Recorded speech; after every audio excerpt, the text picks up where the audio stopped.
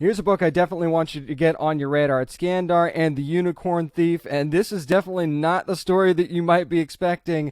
And this is a name that you're going to get to know really, really well here soon. It's AF Steadman. How you doing? I'm doing so well, and it's published today. I'm so excited. I know this has got to be an exciting time for me. I mean, hey, one minute you're studying law at Cambridge, now people are calling you the next J.K. Rowling. What's this journey been like for you? I mean, it still doesn't feel at all real, I have to say. I have to sometimes I wake up in the night and I check my phone just to make sure it's really real. But yeah, I've always wanted to be a writer. From when I was 14, I suppose. I wrote my first book in some notebooks. So it's been a long journey getting here, but I can't really believe it. I feel so lucky. So I just gave my daughter her little unicorn toy, and I don't know if now I need to keep one eye on it at all times or what's going on after reading this book. So when you say the word unicorn, most people have this same picture in their head, right? So what made you want to change that up in this story and conjure up some brand new images?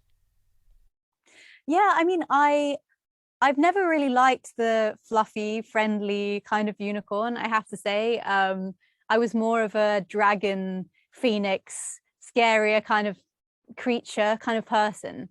And so I think I had this image in my mind of a boy riding this unicorn. That was the idea. That's where it started, kind of 8 years ago. And I just remember thinking, it just doesn't look like it belongs in a fairy tale. It looks like it belongs in a nightmare. So I kind of played with that. And then it was about the time that all of the kind of like unicorn backpacks and pencil cases, all that kind of thing was starting to happen. And I just think I've always been suspicious of unicorns because I just don't think they look that friendly. They've got this big weapon on their heads. They've got a horn. Why have they got this image? And I wanted to make them cooler. I wanted to make them more magical and more ferocious. I'm putting that on a shirt right now. I've always been suspicious of unicorns. I'm putting that on a shirt. I think that needs to be on a shirt somewhere or something like that, or maybe a bumper sticker or something. If people still do that. So, as I was diving into this story, I definitely felt like Skandar, felt like an underdog. Certainly, someone a lot of kids can relate to. How would you describe Skandar? So I think Skandar is the kind of boy who in a class you might just not notice him. He's not very outgoing. He's a bit shy, and he's not very brave.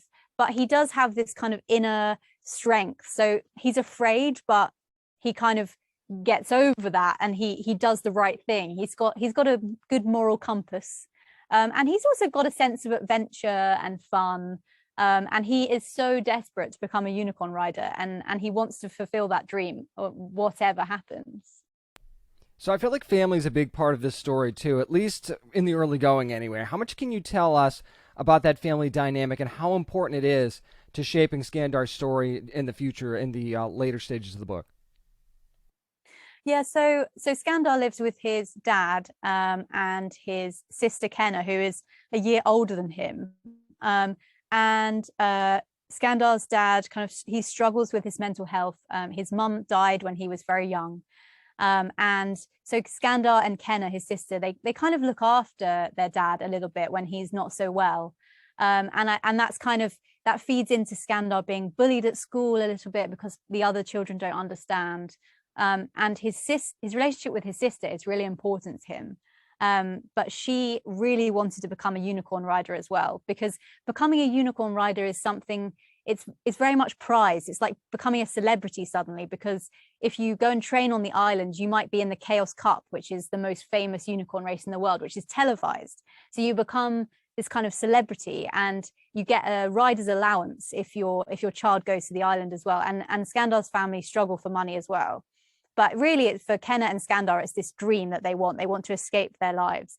And Kenna does not pass the exam that you need to become a unicorn rider and find your destined unicorn. And so she's really struggling with that at the same time as Skandar is still holding on to the dream when the book starts. So that dynamic really plays into the beginning, and kind of his sister being happy for him, but not really wanting him to leave. It's such an interesting dynamic too. Wait till you guys dive into that. I love that, and here's something that not a lot of authors do, and I love that you did this. I love that you included a map at the beginning of this book because it really gave me a sense of the world that you were building here. How important was that to you to include that? And do you feel like that's a bit of a springboard to kind of immerse yourself into this story? Yeah, it was really important to me. I love books with maps, and I think it's a way to orientate yourself, particularly when the world is a little bit unfamiliar. And I hope that when people are reading the story, they can go back and look at it at the beginning of the book and think, oh yeah, that's where we are now. That's what we can see. And I think it's just, I didn't want to give too many visual clues. I didn't want to have illustrations or anything like that because I thought it was important for people to imagine it for themselves. But in terms of the kind of geography of the island and the layout, I think it helps make it feel real, because I love worlds where you feel like it could actually exist. Like tomorrow they announce that unicorns are real and deadly and they live on an island off the coast. And by the way, you're sending your 13-year-olds there. I wanted that to feel possible. And so I think a map does really help with that. Yeah, you just get the regular map view. You don't get the Google Street View. You just get the regular map, and there's nothing wrong with that. Yeah. We don't want to give everything away here. Talking to author AF Steadman Yeah. of Skandar and the Unicorn Thief, which, of course, is available now wherever books are sold. Now, we're not just talking about unicorns here, though. You also have aspects of elemental magic in the story as well. Obviously, we've seen elemental magic in stories before, so how do you approach finding a unique way to present that in your story? Yeah, so I think when I was building the world, I wanted the unicorns to be the beings that were powerful and were kind of made of this elemental magic. I didn't want the humans in the story just to be able to do just magic. Like the way you access it is through the unicorns that live on this island where you have 4 fault lines, which are elemental, so a fire line, an earth line, an air line, a water line, and all of the magic, I wanted it to come back to that. So it almost feels organic to the island. And then the unicorns kind of belong to the island as well. And they're, because if a unicorn is not hatched by a rider, it's a wild unicorn and it lives forever. And so it is really part of that island. And I thought a way to make it different was the unicorn and the rider, they learn together how to harness their elemental power. And I didn't just want fire magic unicorns or water magic. They can do all the different kinds of elemental magic, but they kind of have one which they're best at, which I felt like reflected real life a bit better. We're better at some things than others. No doubt, and I love that you did that too, making it so they could do all of it, not just one thing. I thought that was a really, really smart decision and a really cool part of the book. I feel like, though, chapter 3, that's the one where I go, okay, well, now I can't stop. I've got to read this whole thing now, because that's where you got me for sure. Are there any other chapters, of course, no spoilers or anything, that you really are excited about? Like, oh, once you get here, look out, because this is going to be a big one. Yeah, I think there's what chapter? I think it's chapter 8. It's when they arrive at the rider training school. And it's the moment where you see where they're going to live and train for the first time. And I'm not going to describe it in too much detail, but there are tree houses, serious tree houses, not made of wood, but kind of more armored trees and metal. And you get more of a sense of the kind of danger of the world. But also that's the moment where they find out which element they're going to be allied to as well. So it's an important moment for all the characters, but especially for Skandar. And quickly, before I let you go, we already know that this is the first book in a series. We've got the movie deal coming up too. How excited are you for the future of Skandar's story? And give us a tease of what's coming. I'm so excited. So I finished the second book, and you can expect a lot of more kind of epic adventure.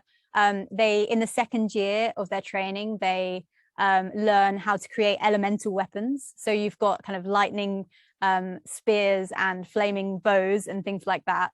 And I'm also really excited about the film because I've read the first draft of the script now, and it is fantastic. So I'm very excited. And that is why you need to get in on this story now, so you're already familiar with it. Skandar and the Unicorn Thief is now available in bookstores and digitally too, by the way, from Simon & Schuster. AF Steadman, thank you so much for your time today. I appreciate it. Oh, thank you so much for talking to me.